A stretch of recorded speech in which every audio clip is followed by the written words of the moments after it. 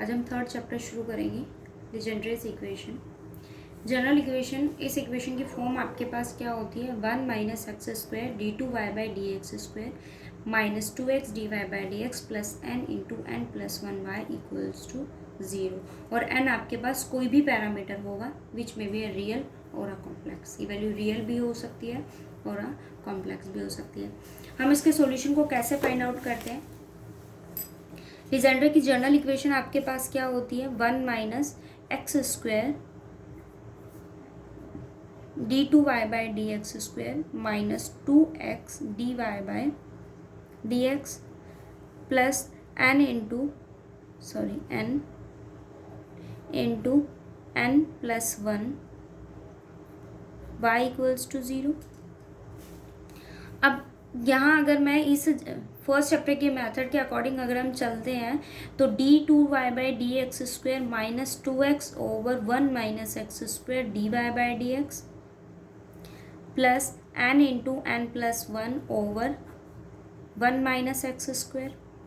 p की value आपके पास ये है, q की वैल्यू आपके पास ये। मैं अगर यहाँ p वैल्यू में अगर 0 सब्सिट्यूट करती हूँ तो ये फाइनाइटली एग्जिस्ट करेगा, ये वैल्यू भी फाइनाइटली एग्जिस्ट करेगी। इट मीन्स आपके पास x इक्वल्स टू 0 उसका क्या हो गया, इज एन ऑर्डिनरी पॉइंट।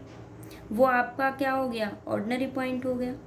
और ऑर्डिनरी पॉइंट हो जाए तो सॉल्यूशन जैसे हम फाइंड आउट करते हैं उसी केस में आपको उसके सॉल्यूशन फाइंड आउट करने पड़ेंगे। जनरल केस मैंने क्या लिया, y की वैल्यू मेरे पास क्या होती है, कैसे सॉल्यूशन लेट करते हैं, x m summation r equals to 0 to infinity x m plus r a r, ऐसे सॉल्यूशन हम लेट करते हैं।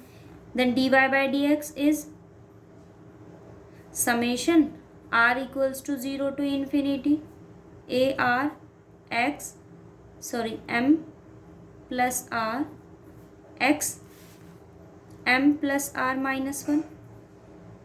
फिर फाइंड आउट करेंगे value d two y by d x square summation r equals to 0 to infinity a r m plus r minus 1 x m plus r minus 2। ठीक है, अब इन वैल्यूज़ को गिवन इक्वेशन में सब्सिट्यूट करेंगे। 1 minus x square d two y by d x की value मेरे पास क्या है, summation r equals to 0 to infinity a r m plus r minus 1 x m plus r minus 2 plus minus 2x summation r equals to 0 to infinity a r m plus r, value of d y by d x is x m plus r minus 1 plus n into n plus 1, value of y is summation r equals to 0 to infinity a r x m plus r. Next step क्या होता है, हमें coefficients को multiply करना होता है। तो आप मल्टीप्लाई कीजिए, ये क्या है 1, इसको मल्टीप्लाई करेंगे तो summation r equals to 0 to infinity a r m plus r minus 1 x m plus r minus 2, minus x square से मल्टीप्लाई करेंगे minus summation r equals to 0 to infinity a r m plus r minus 1 x m plus r. ठीक है, next हम क्या है 2x minus 2 summation r equals to 0 to infinity m plus r a are भी है x m plus r, ये term as it is plus n plus 1 summation r equals to 0 to infinity a r x m plus r. उसके बाद हम condition क्या apply करते हैं कि कोफिशिएंट टर्म्स को देखेंगे। आपके पास जो x की जनरल पावर है वो सब में क्या होनी चाहिए, कॉमन होनी चाहिए। तो कॉमन, अब इसको अगर हम चेक करें, यहाँ मेरे पास पावर कितनी है, x m plus r minus 2, यहाँ मेरे पास कितना है एम प्लस आर, ये भी एम प्लस आर और ये टर्म भी मेरे पास कैसी है एम प्लस आर। तो मैं क्या करूँगी, इस वैल्यू को चेंज कर लूँगी। अगर मैं इसको, इस ऑपरेटर को हम क्या कर देंगे, शिफ्ट कर देंगे। इस ऑपरेटर को अगर हम शिफ्ट करेंगे, मेरे पास यहाँ क्या है, m प्लस आर माइनस 2 है, तो मैंने इसको क्या किया, चेंज किया, समेशन -2 है।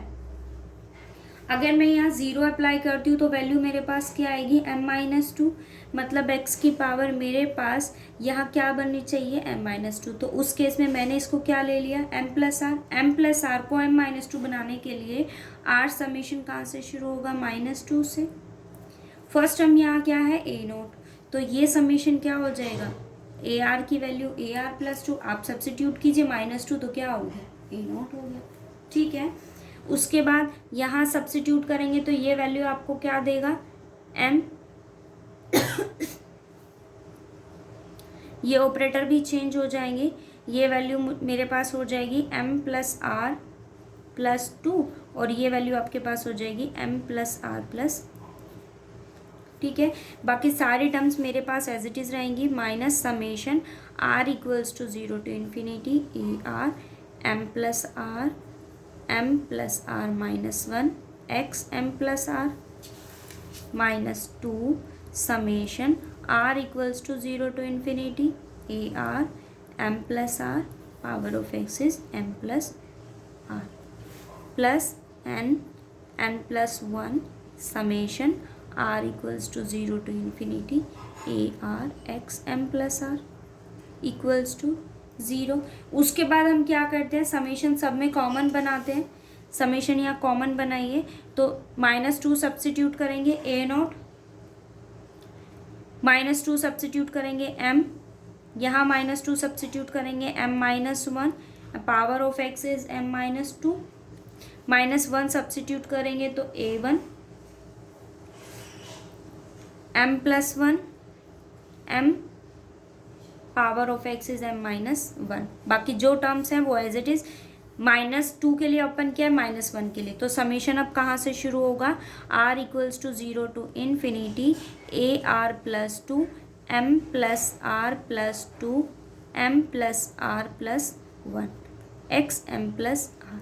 अब सेम कॉन्सेप्ट आपको यहाँ अप्लाई करना होता है कि ये सारे टर्म्स आपके पास एज इट इज़ होंगी। हम सेम कॉन्सेप्ट अप्लाई करते हैं कि इक्वेट करते हैं 0 ऑल कोफिशिएंट्स को। तो एक कोफिशिएंट आपके पास यहाँ क्या है, x m प्लस 2, इसका कोफिशिएंट मेरे पास क्या है, m into m-1, a0 can't be 0, आप इसको 0 के इक्वल सब्सिट्यूट करते हो तो यहाँ से मेरे पास m की 2 वैल्यूज़ आ जाएंगी। ये देखो मेरे पास यहाँ x m प्लस 2 का कोफिशिएंट क्या है, a0 m m-1, a0 m m-1, 0 के इक्वल इक्वेट करते हैं, a0 कांट बी 0। सो इसको अगर हम 0 के इक्वल इक्वेट करेंगे, m की एक वैल्यू हो जाएगी 0 और एक वैल्यू आपके पास क्या हो गई, 1। दोनों वैल्यू आपके पास कैसी हैं, इंटीजर वैल्यू है। उसके बाद देखिए हम क्या करते हैं, x m-1 के कोफिशिएंट को इक्वेट करेंगे, a1 m into m plus 1, a1 m into m plus 1। अब अगर आप यहाँ 0 सब्सिट्यूट करते हो तो ये कंप्लीट वैल्यू मेरे पास क्या हो जाएगी, 0 हो जाएगी। यहाँ से कोई सॉल्यूशन फाइंड आउट नहीं होगा, कोई सॉल्यूशन फाइंड आउट आप नहीं कर पाओगे। a0 तो कांट भी आपके पास वो 0 नहीं हो सकता। 0 अगर मैं यहाँ सब्सिट्यूट करती हूँ तो यहाँ से कोई भी सॉल्यूशन नहीं निकलेगा। ये इस इक्वेशन हम क्या कर देंगे, स्किप कर देंगे। अब बात करते हैं आगे जनरल टर्म की। हम इन सारी टर्म से क्या बनाएंगे, कोफिशिएंट बनाते हैं।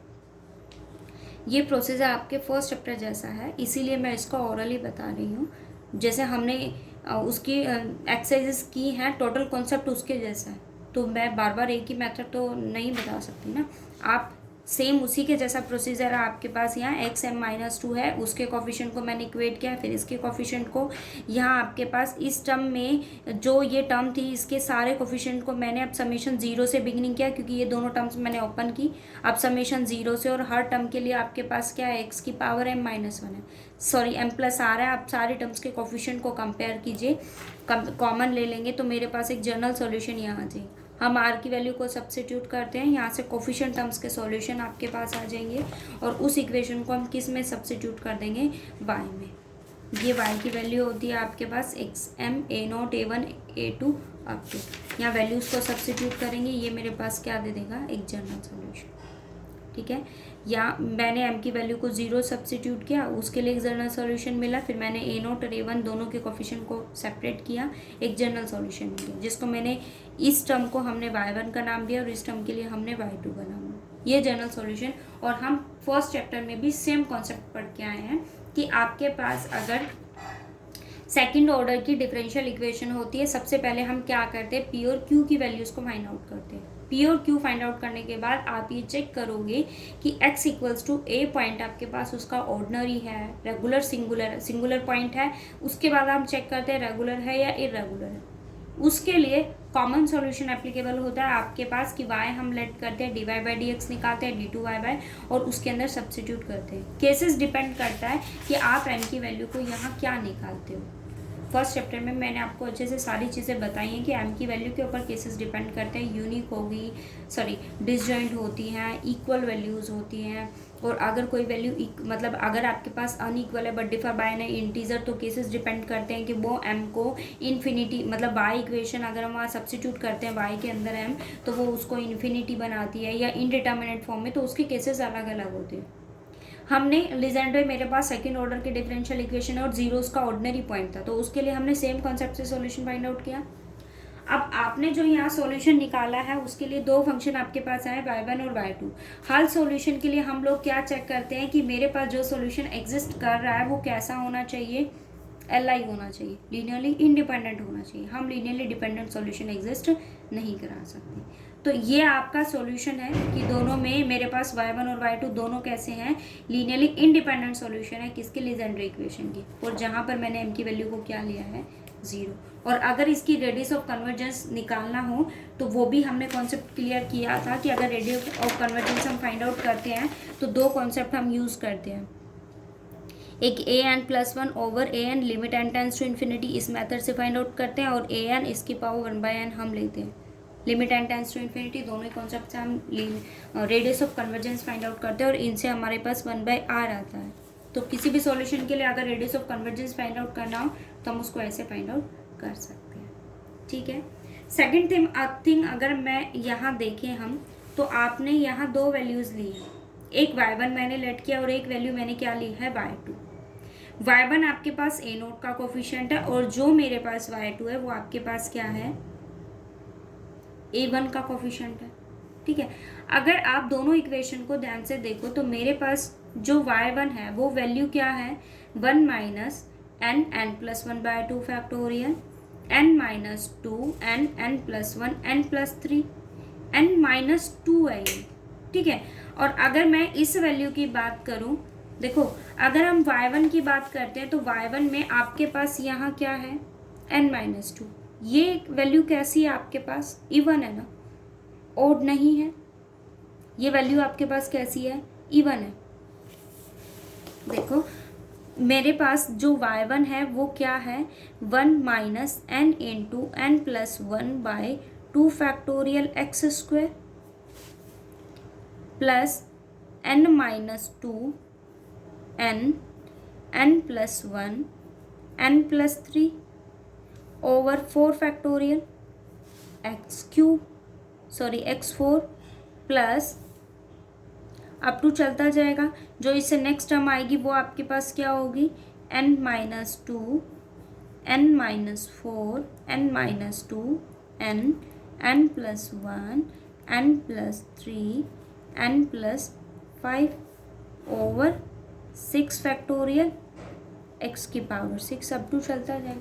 अब अगर आप इस इक्वेशन को ध्यान से देखो तो मेरे पास यहाँ कुछ सब्ट्रैक्ट मैंने नहीं किया, यहाँ क्या सब्ट्रैक्ट किया है, 2, फिर क्या आया 4 और 2, नेक्स्ट टाइम आएगी 6 4 2, ऐसे ही सब्ट्रैक्ट करेंगे ना। लेकिन ये वैल्यू आपके पास क्या है, इवन है, ये वैल्यू भी कैसी है, इवन है, ये टर्म भी मेरे पास कैसी है, इवन है।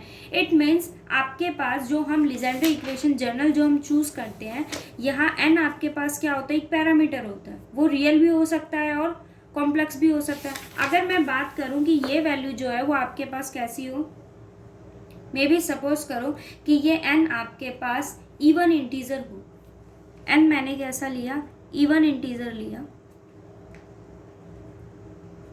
अगर n आपके पास इवन इंटीजर है, इट मीन्स अगर मे भी सपोज करो मैंने n की वैल्यू को 4 लिया, जैसे मैं n की वैल्यू को यहाँ 4 सब्स्टिट्यूट करूँगी, ये भी एज इट इज़, ये तो कांस्टेंट वैल्यू, यहाँ सब्स्टिट्यूट करोगे कोई कांस्टेंट टर्म आपको देगा।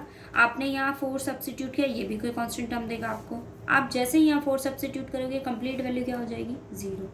नेक्स्ट टर्म में भी 4 होगा, वो वैल्यू को भी क्या बना देगा, 0। It means if you substitute n is an even integer then after a finite terms it will be a 0। ये टर्म क्या हो जाएगी, 0 हो जाएगी after a finite term.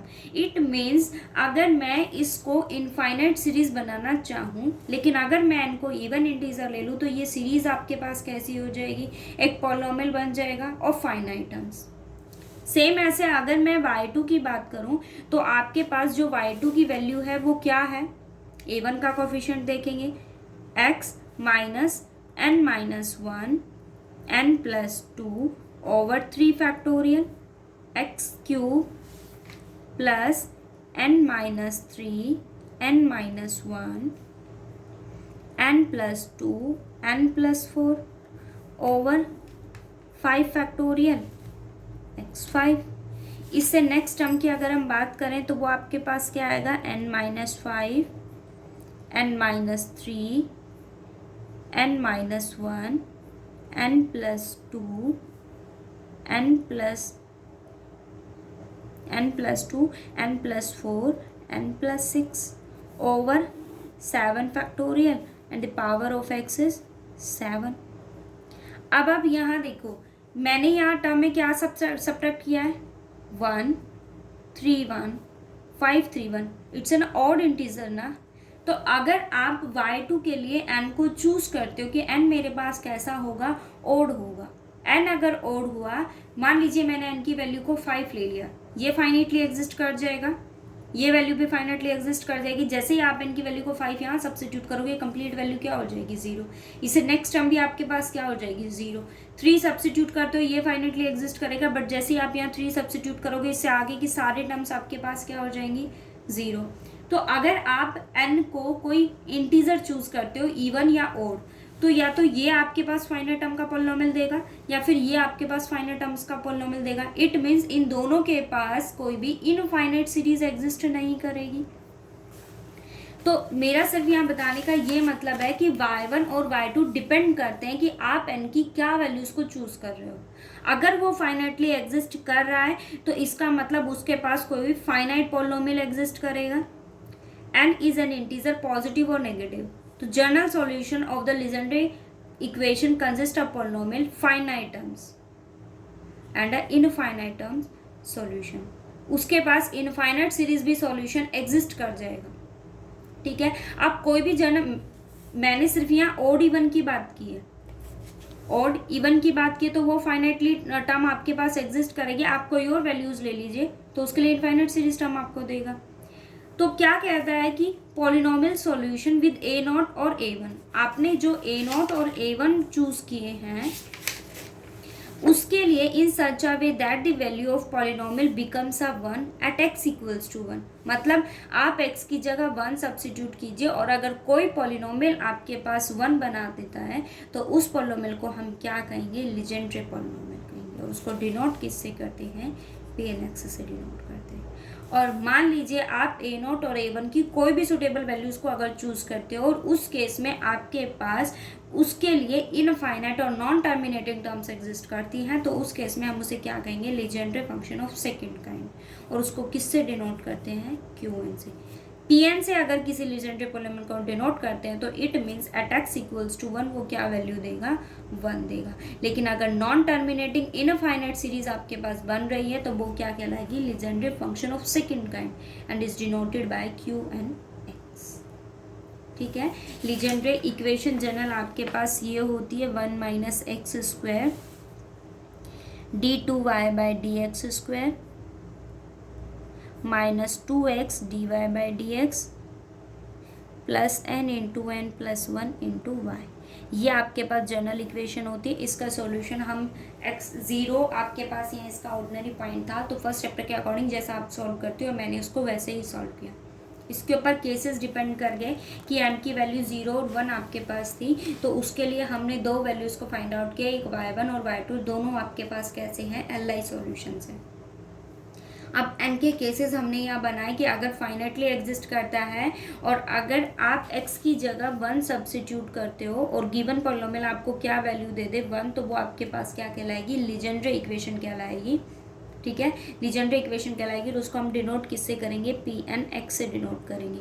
But अगर आपके पास नॉन टर्मिनेटिंग हो, इनफाइनाइट सीरीज हो, तो वो क्या कहलाएगा, Legendre equation of second kind. और हम उसको डिनोट किससे करते हैं, क्यू एन एक्स से डिनोट करते हैं। ठीक है,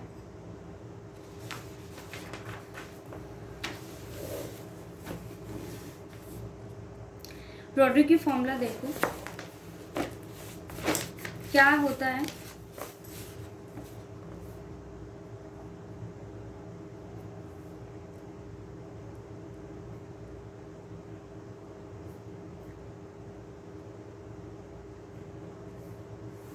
क्या होता है Rodrigues formula, p N x equals to 1 by n factorial 2 की power n, nth derivative of x square minus 1 n. ठीक है, वो क्या कहता है, Rodrigues formula p N x equals to 1 by n factorial 2n nth derivative of x square minus 1 n. आपको ये show करना है। मैंने लट किया y equals to x square minus 1 n, और मुझे nth डेरिवेटिव भी इसी का फाइंड आउट करना है।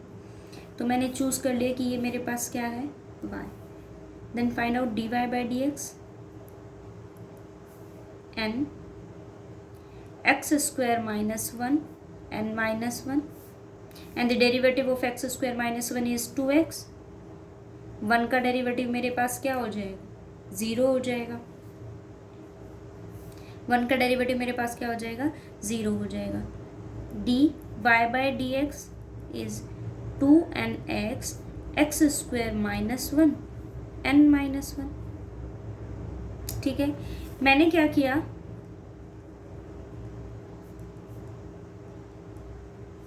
एक्स स्क्वायर माइनस 1 से मल्टीप्लाई किया और उसी से उसको क्या कर दिया, डिवाइड कर दिया। एक्स स्क्वायर माइनस 1 से मल्टीप्लाई किया और उसी से उसको क्या किया, मैंने डिवाइड कर दिया। बेस से में मल्टीप्लाई कर रहे हैं, पावर्स क्या हो जाएंगी, ऐड। नीचे एक्स स्क्वायर माइनस 1 था, इसको इधर ले आएंगे, x square minus 1 d y by d x 2nx x square minus 1 की पावर कितना हो गया, n। ये वैल्यू किसकी है, y की। X square minus 1 d y by d x 2nxy। ठीक है, अब इस टर्म को मैं ऐसा लिख सकती हूँ, एक्स स्क्वायर माइनस 1 वाई का derivative with respect to x, एक ही बार किया है ना, y1 इक्वल्स टू 2nxy। ठीक है, अब देखो मैंने गिवन फंक्शन का मुझे n टाइम्स डेरिवेटिव अप्लाई करना है। ठीक है, मैंने क्या किया, इसको डिफरेंशिएट किया, इस इक्वेशन को डिफरेंशिएट किया कितने टाइम्स, n+1 टाइम्स डिफरेंशिएट किया बाय लेबनीज टेस्ट।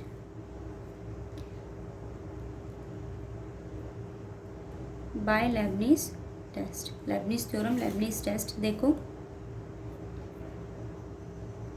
क्या होती है लेबनीज थ्योरम आपके पास, अगर u इंटू वी दो फंक्शन प्रोडक्ट में है, इसका nth डेरिवेटिव मुझे फाइंड आउट करना है, तो हम क्या लेते हैं, nc0 u derivative nth time v as it is plus nc1 u n minus 1 one time derivative plus nc2 u n minus 2 v2 up to.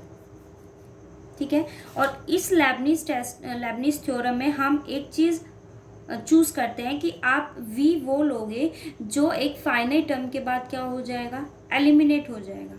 अब दो केसेस हैं आपके पास, ये y1 है, ये एक्स स्क्वायर माइनस 1 है, मुझे nth डेरिवेटिव n+1 टाइम्स इसको डिफरेंशिएट करना है। सबसे पहली चीज आप v वो चूज कीजिए जिसका देखो ये दो फंक्शन है, एक y है और एक ये है। यहाँ भी ये तो दोनों कांस्टेंट टर्म हुए, 2n आपके पास कांस्टेंट है, यहाँ एक y है और एक टर्म मेरे पास क्या है x। सबसे पहले इसकी बात करते हैं। अगर आप y का डेरिवेटिव करोगे तो dy by d x, second derivative निकालोगे तो y2, थर्ड डेरिवेटिव तो y3, एलिमिनेट तो नहीं होगा ना। इट मीन्स मैंने v को क्या चूज किया, x। फर्स्ट टाइम डेरिवेटिव करोगे 1, सेकेंड टाइम डेरिवेटिव करोगे तो 0। सेम ऐसे ही आप इसका डेरिवेटिव करोगे, 1 टाइम करोगे तो y2, 2 टाइम करोगे तो 3, क्योंकि एक टाइम यहाँ पहले डेरिवेटिव हो रखा है। इसका करोगे तो 2x, सेकेंड टाइम करोगे तो 2 और थर्ड टाइम करोगे तो it will be 0। So Leibniz theorem में हम v वो चूज करते हैं जो आपके पास क्या हो जाए, एलिमिनेट हो जाए। आप डेरिवेटिव फाइंड आउट करो कितने टाइम्स मुझे लेना है, n+1। बाइनोमियल एक्सपेंशन मेरे को अगर n टाइम करना है तो हम क्या लेते हैं, nc0। मैंने क्या लिया, n+1 c0। उसमें u का डेरिवेटिव करते हैं n टाइम्स। मैंने u को क्या चूज किया है, y1। कितने टाइम्स करना है, n+1। पहले से एक टाइम हो रखा है तो इसका मतलब कितना हो जाएगा, n+1 यानी n+2। So y n+2, v as it is रहता है तो v को एज इट इज रखेंगे, x² - 1 n+1 c1। एक टाइम्स उसमें से सब्ट्रैक्ट कर देते हैं। आप अगर उसको सब्ट्रैक्ट करोगे, ये n+2 है तो ये वैल्यू क्या हो जाएगी, n+1। v का 1 टाइम डेरिवेटिव करेंगे तो 2x प्लस n+1 c2। ठीक है, बाय n एक बार और सब्ट्रैक्ट कर देते हैं। v का सेकेंड टाइम डेरिवेटिव करेंगे, फर्स्ट टाइम में 2x, सेकेंड टाइम में क्या हो जाएगा 2, equals to 2n constant as it is, n+1 c0। y मैंने क्या लिया है, u। So y n+1 x as it is plus n+1 c1 y n, v का 1 टाइम डेरिवेटिव करेंगे सो 1, और नेक्स्ट में वो क्या हो जाएगा, 0। अब आप इसे ओपन कर लो, n+1 c0 है, ये तो ओपन करना आता ही होगा, n+1 factorial 0 factorial over n+1 - 0 it's 1। So n+1 cancel हो जाएगा, ये वैल्यू आपके पास 1 हो जाएगी। y n+2 x² - 1, इसको ओपन करोगे, कर देते हैं, +1 फैक्टोरियल ओवर 1 फैक्टोरियल n+1 - 1, सो n factorial y n+1 2x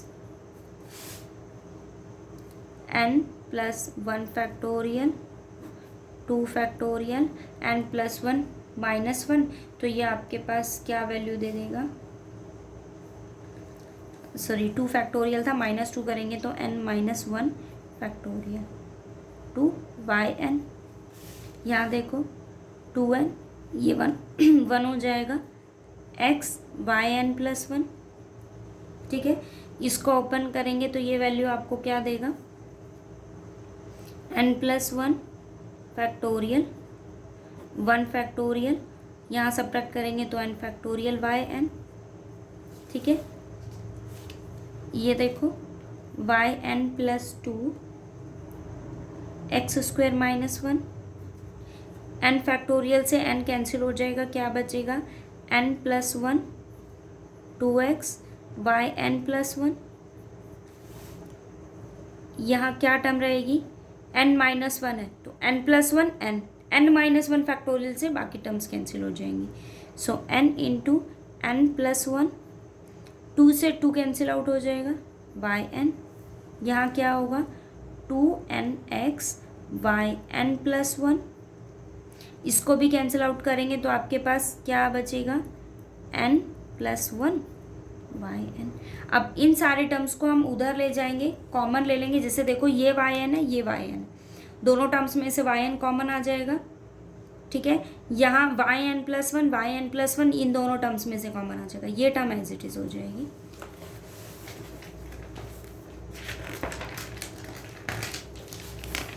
देखो 1 - x²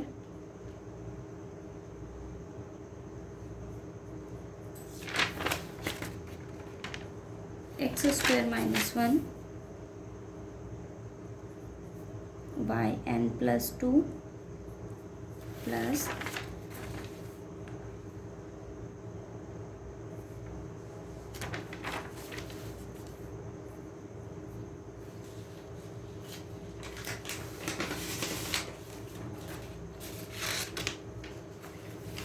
देखो मैं यहाँ आपको पहले लिख देती हूँ,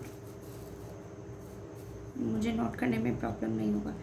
x² - 1 yn+2 ये है, इन दोनों में से yn+1 कॉमन लेंगे हम, तो अंदर क्या रहेगा, इसको मल्टीप्लाई कर दो 2nx + 2x, ये उधर जाएगा तो ये नेगेटिव हो जाएगा 2nx, ठीक है।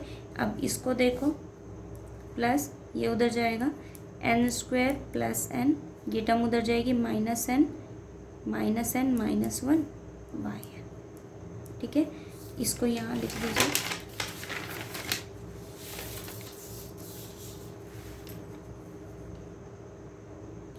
इस टर्म में देखो 2nx से 2nx कैंसिल आउट हो जाएगा, n से n कैंसिल आउट हो जाएगा, n² -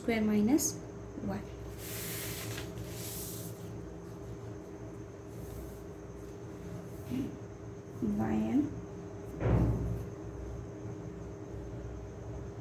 क्या बचेगा आपके पास 2x yn+1, और यहाँ आपके पास yn का कोफिशिएंट क्या हो जाएगा -n² - 1, तो ये आपके पास बनेगा प्लस, इसको इधर लेकर आएंगे, सॉरी -n × n+1, सो yn = 0, ठीक है। इसको यहाँ से सॉल्व कर लेंगे, आपके पास यहाँ जो कोफिशिएंट होगा वो 2n है,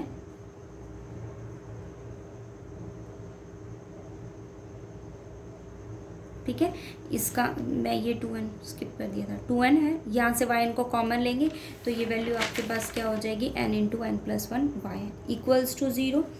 अब ये मैंने क्या किया, इसको जनरल इक्वेशन की फॉर्म में रिड्यूस किया। जैसे देखो आपके पास जो जनरल इक्वेशन होती, मैंने माइनस कॉमन लिया। फर्स्ट ऑफ ऑल आप ये देखो yn+2 माइनस कॉमन लेंगे तो ये क्या हो जाएगा 1 - x², 1 - x² yn+2, यहाँ से माइनस कॉमन लेंगे, सो -2x yn+1, यहाँ से कॉमन लेंगे तो ये पॉजिटिव n × n+1 yn = 0। अब आप इस इक्वेशन को इस इक्वेशन से कंपेयर कीजिए और देखिए ये आपके पास क्या इक्वेशन है, लीजेंड्रे इक्वेशन। ये आपके पास कौन सी इक्वेशन है, लीजेंड्रे इक्वेशन है। डिफरेंट क्या है, दोनों में डिफरेंस क्या है आपके पास कि आप यहाँ nth डेरिवेटिव इस इक्वेशन का फाइंड आउट कर रहे हो। देखो ये 2 टाइम्स डेरिवेटिव ऑलरेडी हो रखा है यहाँ, अगर मैं इसका n टाइम और करूँगी तो ये क्या हो जाएगा n+2। ये डेरिवेटिव 1 टाइम हो रखा है यहाँ पर, अगर आप इसका n टाइम और डेरिवेटिव करोगे तो ये क्या देगा n+1। ये मेरे पास y, इसका n टाइम डेरिवेटिव करेंगे तो ये आपको क्या देगा y है। तो ये इक्वेशन आपके पास किसके जैसा है कि ये लीजेंड्रे इक्वेशन है और आप उसका क्या कर रहे हो, n टाइम डेरिवेटिव कर रहे हो, n टाइम डेरिवेटिव कर रहे हो। बट लीजेंड्रे में आपके पास 2 टर्म्स होती है, एक होता है आपके पास pnx और दूसरा आपके पास क्या होता है qnx होता है। एक फाइनाइट टर्म सीरीज आपके पास एग्जिस्ट कर जाता है और एक इनफाइनाइटली टर्म्स आपके पास एग्जिस्ट कर जाता है। इट मीन्स अगर मैं nth डेरिवेटिव फाइंड आउट करूँ yn का, तो वो मेरे पास क्या होगा dn/dxn ऑफ x² - 1, ये आपके पास क्या मिलेगा, आपको एक कांस्टेंट वैल्यू, मतलब कांस्टेंट टर्म का मल्टीपल होगा, बिकॉज ऑफ ये आपके पास लीजेंड्रे इक्वेशन का nth टाइम डिफरेंशिएबल इक्वेशन है। ये इक्वेशन आपके पास लीजेंड्रे की nth टाइम डिफरेंशियल इक्वेशन है और वो आपके पास 2 टर्म्स कंटेन करती है, एक होता है आपके पास pnx और दूसरी टर्म मेरे पास क्या होती है qnx होता है। और अगर वो उसके पास ये सॉल्यूशन एग्जिस्ट करता है कि वो फाइनाइटली टर्म को कंटेन करेगा, तो इट मीन्स वो पक्का आपके पास क्या होगा, एक सम कांस्टेंट मल्टीपल होगा। कांस्टेंट मल्टीपल होगा, इट मीन्स pnx की वैल्यू मेरे पास क्या होगी c ऑफ yn। मैंने कोई भी एक कांस्टेंट ले लिया, but the value of yn is d, nth derivative हम फाइंड आउट करेंगे किसका, x² - 1n। अब आप इसे देखिए सी, हम nth डेरिवेटिव फाइंड आउट कर रहे हैं किसका, देखो ए स्क्वायर माइनस बी स्क्वायर की पावर n है, तो मैं इसको ऐसा लिख सकती हूँ x minus one n and x plus one n. ठीक है, अब मैंने लेट किया कि एक टर्म आपके पास ये है और एक टर्म मेरे पास ये है। लेबनीज थ्योरम अप्लाई कीजिए, पी एन एक्स, सी कांस्टेंट है बाहर रहेगा, एज इट इज रहेगा। nth डेरिवेटिव के लिए अप्लाई करें तो एन सी नोट, क्या करते हैं आप u चूज करते हो जिसमें वैल्यू क्या रहेगी, nth time derivative find out करेंगे हम, और v वो रहता है जो आपके पास क्या हो जाएगा, एलिमिनेट हो जाएगा। मैंने u लिया इसको और ये टर्म मैंने क्या ली, v ली। अब nth डेरिवेटिव इसका एज इट इज रहेगा, n टाइम्स इसको डिफरेंशिएट कर रहे हैं हम, x माइनस वन एन, ये वैल्यू आपके पास क्या रहेगी, एज इट इज। मैंने इसका n टाइम डेरिवेटिव किया, ये टर्म मेरे पास क्या है, एज इट इज है। प्लस क्या आता है, n c one, n minus one u का डेरिवेटिव हो जाता है, तो आप n माइनस वन टाइम्स किसका कर रहे हो, इस इक्वेशन का n टाइम हम डेरिवेटिव कर रहे हैं x माइनस वन की पावर n माइनस, सॉरी हम इस फंक्शन का डेरिवेटिव कर रहे हैं कितने times, n minus one times. उसके बाद v कैसा रहता है आपका, एक बार डेरिवेटिव करते हो, देखो मैं इस लेबनीज थ्योरम का यूज़ कर रही हूँ यहाँ पर, u n time derivative v as it is, तो मैंने इस को मैंने u माना है और इसको मैंने v माना है, इस टर्म को मैंने क्या माना है, u माना है, और इस टर्म को मैंने v माना है। तो इस u टर्म का मैंने n टाइम क्या कर दिया, डेरिवेटिव, v को एज इट इज़ रखा, प्लस एन सी वन, मैंने इस टर्म का n minus one times derivative किया, n माइनस वन टाइम्स किसका कर रहे हैं, इस फंक्शन का, और v का आपके पास क्या हो जाएगा, एक बार डेरिवेटिव, तो n x plus one n minus one, ये इसी के साथ मल्टीप्लाई में, सो कंफ्यूज नहीं होना। n सी टू, आप क्या करोगे, इसका n minus two times differentiate करोगे इसे, किसे, x माइनस वन की पावर n, और इसका टू टाइम्स डेरिवेटिव करेंगे किसका, v का, तो ये आपके पास क्या देगा, n minus one, x plus one की पावर आपके पास कितनी हो जाएगी, n minus two, up to ये चलता जाएगा। अब एक कॉमन चीज़ आपने मेंशन यहाँ की होगी, जैसे देखो आपके पास डेफिनेशन में मैंने आपको बताया था कि p आपके पास कोई भी polynomial at x equals to a पर अगर आपको वन वैल्यू देता है तो वो आपके पास क्या होता है, p n x होता है, लीजेंड्रे पॉलिनोमियल होता है। दूसरी चीज़ आप यहाँ देखो, जैसे मे भी सपोज कीजिए कि ये मेरे पास फॉर एग्जांपल मान लीजिए मैंने एक्स स्क्वायर लिया, मैंने आपको कहा इस एक्स स्क्वायर का डेरिवेटिव करो वन टाइम, तो आप उसको क्या लिखोगे, 2x। ठीक है, मैंने कहा आप इस एक्स स्क्वायर का टू टाइम्स डेरिवेटिव करो, आपने वन टाइम किया तो 2x मिला, इट मीन्स ये अगर आपके पास y है तो ये y1 है, मैंने कहा टू टाइम्स डेरिवेटिव करो तो 2 आया। जैसे ही आप 3 टाइम वैल्यू पर आओगे ये वैल्यू क्या हो जाएगी, 0 हो जाएगी ना, 0 हो जाएगी। हमने क्या लिया, एक वैल्यू ली, चूज किया मैंने कि x की वैल्यू को मैंने लिया 1, क्योंकि हम इसके लिए यही वैल्यू को सब्स्टिट्यूट करते हैं। आप x की वैल्यू को 1 सब्स्टिट्यूट कर रहे हो, यहाँ देखो x माइनस वन की पावर मेरे पास यहाँ कितना है, 1 है ना, उसको मैं कितने टाइम्स डिफ्रेंशिएट कर रही हूँ, n टाइम्स। अगर एक्स स्क्वायर को जितनी उसकी पावर है उतनी टाइम्स डिफ्रेंशिएट करते हो तो वो कोई कांस्टेंट वैल्यू देगा ना, देगा ना कोई कांस्टेंट वैल्यू। अगर आप उसको उससे एक टाइम कम अगर उसको डिफ्रेंशिएट करोगे, वन लेस टाइम अगर आप उसको लोगे तो वो वेरिएबल एज इट इज़ रह जाएगा, पावर उसकी डिक्रीज हो जाएगी, लेकिन आपके पास वो वेरिएबल रहेगा ना। इट मीन्स अगर मैं इस टर्म का n minus one times derivative करूँगी तो ये आपके पास कुछ ऐसा रहेगा, n एक बार डिफ्रेंशिएट किया, सेकेंड टाइम डिफ्रेंशिएट करेंगे n माइनस वन, फिर n minus two, up to चलता जाएगा, और ये टर्म आपके पास क्या रह जाएगी, x माइनस वन, उसकी सारी पावर्स कम हो जाएगी, सिर्फ एक 1 माइनस अगर करने से ये टर्म आपके पास तब भी रहेगी। जैसे ही मैं n माइनस टू टाइम्स उसका डेरिवेटिव करूँगी तो यहाँ पावर मेरे पास कितनी आ जाएगी, 2 आ जाएगी। मतलब आगे हर टर्म के लिए आप जितनी बार उसका कम डेरिवेटिव करोगे आपके पास ये वैल्यू रहेगी, और जैसे ही आपने यहाँ 1 सब्स्टिट्यूट किया ये वैल्यू क्या हो जाएगी, 0 हो जाएगी, ये वैल्यू क्या हो जाएगी, 0 हो जाएगी। सो आप इन टर्म्स का अगर n टाइम्स डेरिवेटिव करते हो तो देखो फर्स्ट टाइम अगर मैं इसका डेरिवेटिव करूँगी n होगा, फिर दोबारा अगर डेरिवेटिव करेंगे तो n माइनस वन, जैसे xn है ना, एक बार डेरिवेटिव करो तो n x की पावर n माइनस वन, फिर से डेरिवेटिव करो तो n into n minus one x की पावर n माइनस टू, एक बार और डेरिवेटिव करोगे तो ये वैल्यू आगे आती चली जाएगी ना, और जैसे ही आप nth डेरिवेटिव तक पहुंचोगे ये वैल्यू क्या हो जाएगी, 1 हो जाएगी, और लास्ट टर्म इसके कोफिशिएंट की आपके पास क्या हो जाएगी, अप टू 1। ठीक है, सो ये value n minus one up to कहाँ तक जाएगा, 1 तक, और इसका लास्ट डेरिवेटिव क्या हो जाएगा, 1 हो जाएगा। बाकी सारी टर्म्स आपके पास 0 हो जाएंगी, क्योंकि मेरे पास एक ये टर्म आपके पास एज इट इज़ रहेगी, क्योंकि हम u का डेरिवेटिव करते हैं n टाइम्स, तो उस केस में v आपके पास कैसा रहता है, एज इट इज़ रहता है, और बाकी सारे टर्म्स इसकी 0 हो जाएगी, क्योंकि इसका एक बार और कम मैंने अगर डेरिवेटिव किया तो इसके पास n x माइनस वन की कोई ना कोई टर्म्स रहेगी, और 1 सब्सिट्यूट करते ही वो वैल्यू क्या हो जाएगी, 0 हो जाएगी, तो बाकी सारे टर्म्स के लिए वो क्या हो जाएगा, 0 हो जाएगा, और पी एन एक्स की वैल्यू उस केस में आपके पास क्या हो जाती है, 1 हो जाती है।